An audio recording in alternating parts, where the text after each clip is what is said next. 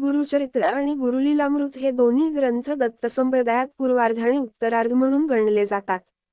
त्यांचे पारायणही उपासना म्हणून केले जाते. पारायणाचे वेळी सप्ताहाचे बंधन असल्याने अर्थ चिंतन करायला अवसर नसतो. म्हणून उपासनेचाच एक भाग या दृष्टिकोनातून ग्रंथाचा अभ्यासही करायला हवा. श्रीपाद श्रीवल्लभ श्री नृसिंह सरस्वती श्री स्वामी समर्थ या दत्तावतारी सत्पुरुषांनी भक्तांवर कृपादृष्टी टाकून त्यांच्या पाठीमागे कृपाशक्तीही उभी केली. तिला चमत्कार असे म्हटले गेले आहे. पण हे चमत्कार श्रद्धेच्या वाढीसाठी असून त्यायोगे भक्तांची मनोकामना पूर्ण होते हा एक भाग. पण मनोकामना पूर्ण झाल्यावर त्यांनी गुरु उपासना अखंडपणे चालू ठेवून आत्मज्ञान प्राप्ती करून घेतली पाहिजे. म्हणूनच गुरूंनी केलेल्या चमत्कारांमागील भक्तिसूत्र शोधून घेऊन त्यांतील गुरुबोध जाणून घ्यायला हवा. गुरु शिष्य संवाद हा त्यासाठीच असतो.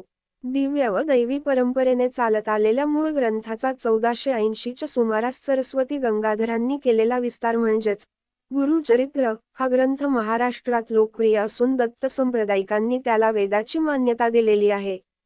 वारकऱ्यांना ज्ञानेश्वरी व दासबोध प्रिय, नाथपंथीयांना जसा नवनाथ भक्तिसार प्रिय, तसा दत्तभक्तांना गुरुचरित्र हा ग्रंथ पारायणासाठी अतिप्रिय आहे.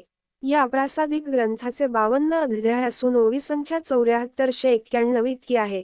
काही ग्रंथात 53 अध्याय आहेत व त्यांची विभागणी ज्ञानकांड, कर्मकांड आणि भक्तिकांड अशी केली आहे. विविध कथांच्या माध्यमातून ज्ञान, कर्म, भक्ती यांचा समन्वय यात साधला असून या तीनही उपासनांसाठी गुरुचे मार्गदर्शनच कसे अनिवार्य आहे याचे अतिशय सुंदर आणि मर्मग्राही विवेचन ग्रंथकर्त्याने ओघवत्या भाष्यात केले आहे. सर्वसामान्य मनुष्याने ईश्वराप्रत पोहोचण्यासाठी कशा प्रकारचे आचरण ठेवावयास हवे याचे मौलिक मार्गदर्शन गुरुचरित्रा त्या माध्यमातून केले असल्याने या प्रासादिक ग्रंथाचे स्थान दत्तभक्ताच्या हृदयात 5वा वेद असेच आहे आणि यात यत्किंचितही अतिशयोक्ती नाही. श्री टेंबेस्वामी नेहमी सांगत की दुसरी काही उपासना तुम्हाला शक्य झाली नाही तरी चालेल, परंतु गुरुचरित्रातील किमान 5 ओव्या नित्य वाचनात असू द्या. दत्तावतार श्री नृसिंह सरस्वती यांच्या प्रेरणेनेच गुरुचरित्र लिहिले गेले. परिणामी या ग्रंथाला ईश्वरी अधिष्ठान असल्याने तो वरदग्रंथ असून त्याला श्रीगुरूंनी भक्त कामकल्पद्रुम असा वर देऊन ठेवलेला आहे. भक्ती मुक्ती परमार्थ जे जे वांछिले मनात ते ते साध्य होय त्वरित. गुरुचरित्र ऐकता अशी त्यांची महती आहे. योग आणि मंत्रशास्त्राचे प्रवर्तक दत्तात्रेय असल्याने आणि श्रीपाद श्रीवल्लभ व श्री नृसिंह सरस्वती हे दत्तावतारच असल्याने या दोघांच्या चमत्कारपूर्ण लीलांचे वर्णन ठायी ठायी केलेले आढळते. याशिवाय यात व्रत वैकल्ये सांगितली आहेत.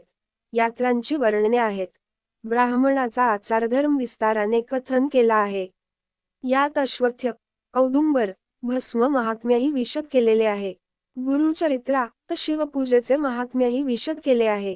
रुद्राक्ष धारणाचे फायदे, शिवरात्रीच्या उपवासाचे फल, सोमवार व्रत, भस्मलेपन इत्यादीची तपशीलवार माहिती आहे. या ग्रंथानेच समाजाला शाश्वत मूल्ये शिकविली. त्यांपैकी पातिव्रत्य हे सर्वश्रेष्ठ वैयक्तिक मूल्य आहे, तर आतिथ्य हे सामाजिक मूल्य आहे. पापकर्माची प्रवृत्ती कमी होऊन पुण्य प्रवृत्ती वाढण्यासाठी गुरुचरित्रात कर्मनिष्ठ, ध्येयनिष्ठ, गुरुनिष्ठ अशा स्त्री पुरुषांची चरित्रे जागोजागी आढळतात.